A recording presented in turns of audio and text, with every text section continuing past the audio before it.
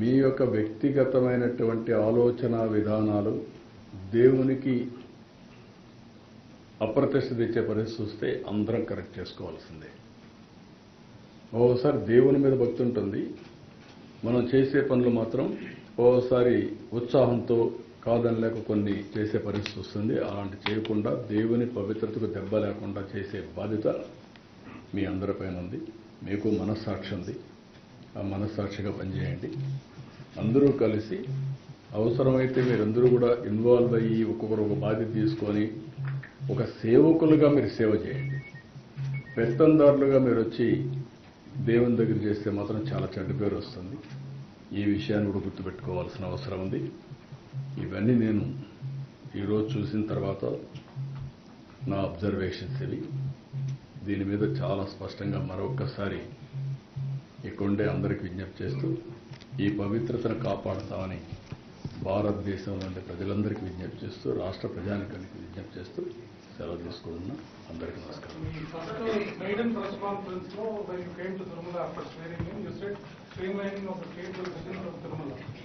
But unfortunately, 7 months into the new government, lots of previous government systems are being continued, which is what led to the tragedy yesterday. And now observation kuda undi.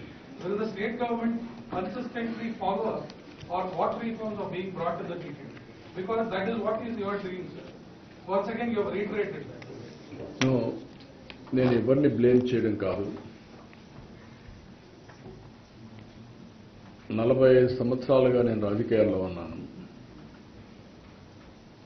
Telugu Desam పార్టీని అధికారంలో 23 సంవత్సరాలు ఉన్నాను.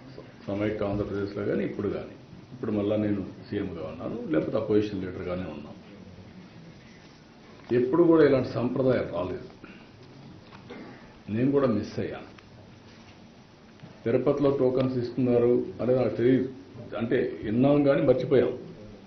ఇంకా నాకుండే pre occupation నా వర్క్లు అన్నట్లు. ఈరోజు తిరుపతిలో టోకన్స్ ఇచ్చి అక్కడ సరి అయినటువంటి సెక్యూరిటీ మన వాళ్ళు పెట్టారు, కానీ ఇంకా ఎక్కువ ప్రికాషన్స్ తీసుకోవాల్సింది.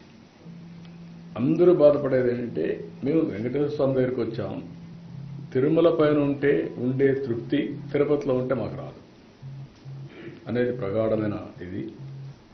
కొన్ని సమస్యలు అప్పుడు చేసినట్టన్నీ కూడా ఇంకా వెంటాడుతున్నాయి. ఇప్పుడు ఉదాహరణ 10 రోజులు ఇప్పుడు తీసుకున్న నిర్ణయం కాదు, అప్పట్లో తీసుకున్న నిర్ణయం.